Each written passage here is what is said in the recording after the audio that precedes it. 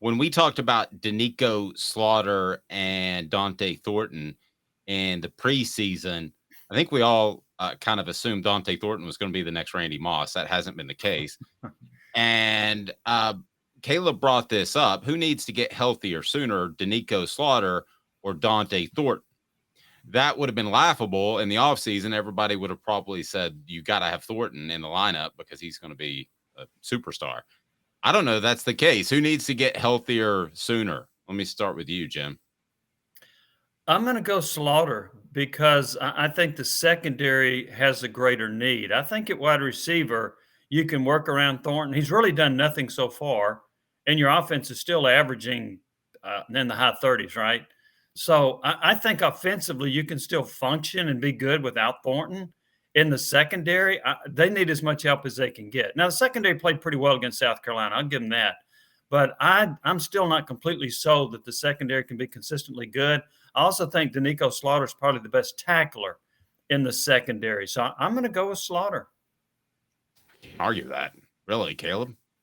You know what's funny is I agree, but I'm going to disagree with Jimmy in how we get there because, Jimmy, I got to say, I think the greater need is actually at wide receiver with Brew McCoy out, and you don't have that physical wide out. And I think the secondary has been highly underrated this year, particularly Kamal Haddon playing very well and Wesley Walker.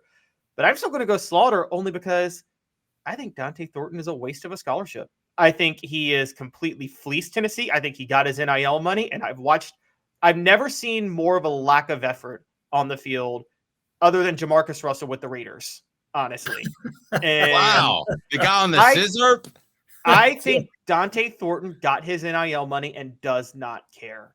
I've never seen someone not fight for 50-50 balls the way I actively not fight for 50-50 balls the way he doesn't fight for them. And yes, I'm calling him out. Jimmy, I'm not going to go. He did it well. Yeah, he did.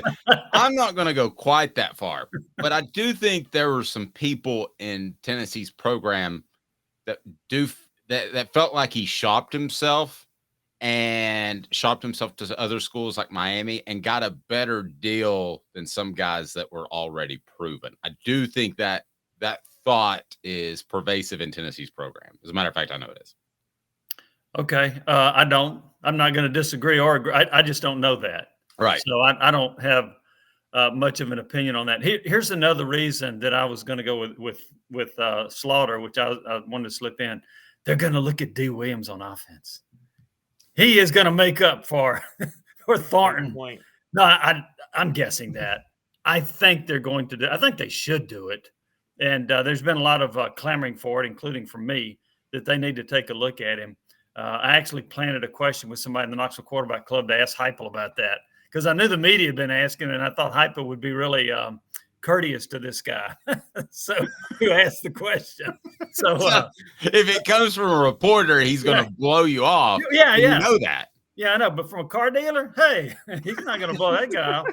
So, but I do think, and I understand the thought about, well, you don't want to substitute with him. Okay. I got 4 plays you can run with him in there, and then he can be a decoy on a couple of others. But use him on a reverse or a flanker screen or put him in the slot for one play. There are a lot of different ways to use him, bubble screens. There are just a lot of things you can do with him, and I think they should get the ball under his arm. Now, there's no reason he shouldn't be able to catch a pass. If he's good enough to catch a punt or a kick, he ought to be able to catch a pass, in particular a short one. So I think he could be, I don't know, a secret weapon. I think he can be a weapon for Tennessee on offense. Wow. Interesting take there. Your thoughts, Caleb? I'm with Jimmy. Matter of fact, Caleb Gyro and I talked last week about putting Dee Williams in on a couple of packages. And Jimmy, isn't it true that, like you said, you just use him twice? The entire defense changes up their system at that point. I mean, just like against UTSA, I know it was UTSA, but Joe Milton, that 181-yard touchdown run changed how UTSA and South Carolina was going to play Tennessee. Completely reset the clock and how they were going to do their formations. And you're right. What happens if you put Dee Williams in for one jet sweep that goes for 50 yards? That changes everything, doesn't it? It does. And then jet sweep him the other way until they stop him or until he's tired. Like and then have him throw a pass. Yeah. Kids, sweep on, sweep off, sweep left, sweep right. Yeah. So, yeah, I think they should use him on offense. And I think not having McCoy is an even greater reason to try to use his skills. He's just being, I hate to say wasted as a return guy because that is important, but he's not playing defense at all. So if he's not going to play any defense, might as well put him on offense where he's dynamic. So we'll see if they do that, but I think it's something they should do. No, and I think they have to get him involved pretty quickly if they're going to do that on offense, because Orange Blood on our message board said they'll key on him. I would definitely use him as a decoy. Yeah. He's not going to be a decoy until he does something, right? Probably. I wonder if you use him on a jet sweep, give him the football, then use him on a jet sweep and don't give him the football, and he's a decoy on that particular play. So I just think there are at least 4, 5, 6 plays you can use in a package where you don't have to sub him out. He doesn't have to be the target on every snap when he's on offense. None of the receivers are. Brew McCoy wasn't a target on every snap on offense. So I just think there are a lot of different ways you can use him. You don't have to sub. And, oh, by the way, if he goes for 50 yards on a jet sweep, it's okay to sub. You just gained 50 yards. Yeah. So what? So, anyway, those are my thoughts. No, I think this – I like the using the 3 receivers for the most part and them getting in a rhythm.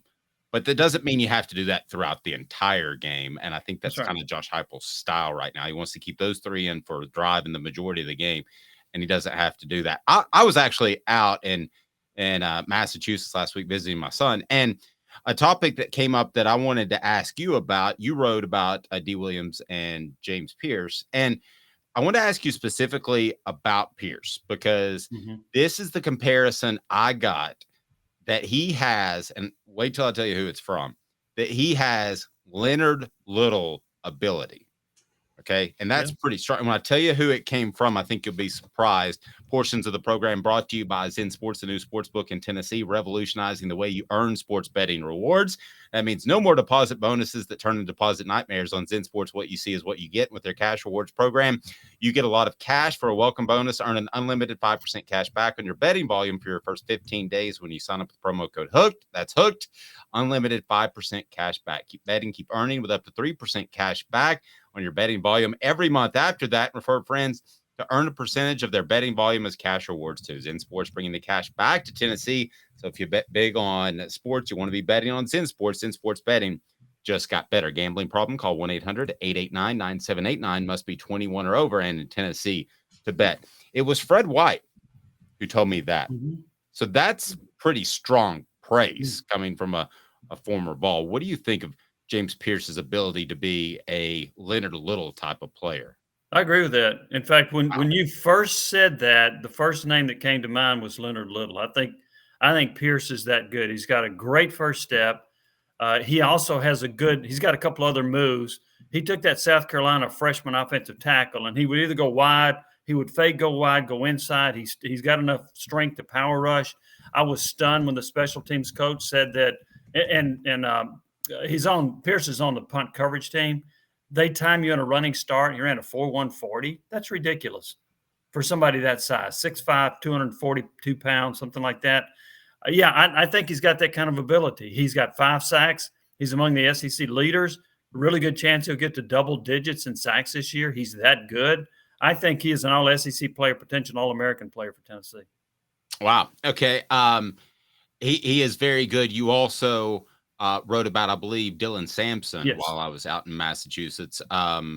Your thoughts on Samson? He's kind of like the Charlie Garner to this group. Is that a good comparison? It is. And in fact, Heath Schuler has compared Samson to Charlie Garner. I would say, and it sounds weird, but I would say that Samson looks to me, even though he's not very big, he looks to have a little bit more power than Charlie Garner. But here's the comparison. He's really quick. He's got great feet. He runs with very good vision. He's got very good balance, kind of like an Alvin Kamara. He has a lot of the attributes that Kamara has as well. And why in the world this guy's not getting more touches, I don't know. I don't like this excuse about why they didn't play him against Florida. He should have played in that game. It makes he needs to get 12 to 15 touches at least per game. He's averaging 10 in the games in which he plays. And he's hard to bring down. I mean, even against, I guess it was San Antonio, he had a touchdown run. They couldn't tackle him. He was on the 6-yard line. He gets to the goal line. They still couldn't get him down. I think he has become their best running back. And I think the world of Jaylen Wright. But I think Sampson's their best back, then Wright, then Small. I don't have an argument with that, Caleb. I think Samson is the most electric, but I still think that, I mean, my question is, can Samson, with Charlie Garner, you still had to have James Stewart on the other side to be the power back then. And so can Samson shoulder that type of load? Like, don't you still need Jabari Small and Jaylen Wright to be more the James Stewart types? Because Jaylen Wright, okay, he's not Travis Henry, but I got to be honest, watching him, he runs hard like Travis Henry ran hard. And I've never made that comparison to any other player where every time you put a hand on Jaylen Wright, he's still going to fight forward for at least 2 or 3 more yards before he goes down. Yeah. And Travis Henry and Montario Hardesty are the only other Tennessee running backs I ever saw run that hard. And so I don't know if Dylan Sampson can do that. Is he big enough to shoulder that load, Jim? See, he's only 190 pounds, but I think he's a very powerful 190. Here's the other thing, too. Why do they keep calling on him near the goal line? When they get near the goal line, they get the ball to Samson. He scored 4 touchdowns against Virginia. He had a 6-yard run against San Antonio. I don't think he can carry 30 a game. Okay, don't get me wrong, but I do. To me, he is surprisingly powerful. He came to Tennessee as a scat back. You know who else did? Jaylen Wright. And who runs with power now? Jaylen Wright. Those guys have really increased their ability to run with power and to break arm tackles. So I think either one of them in short yardage situations would be good. Now Jabari Small has gained up to about 212 or so, and maybe it's because he gets injured, but I think he's their third best back. You got a pretty good running back room, and Jabari Small is your third best running back.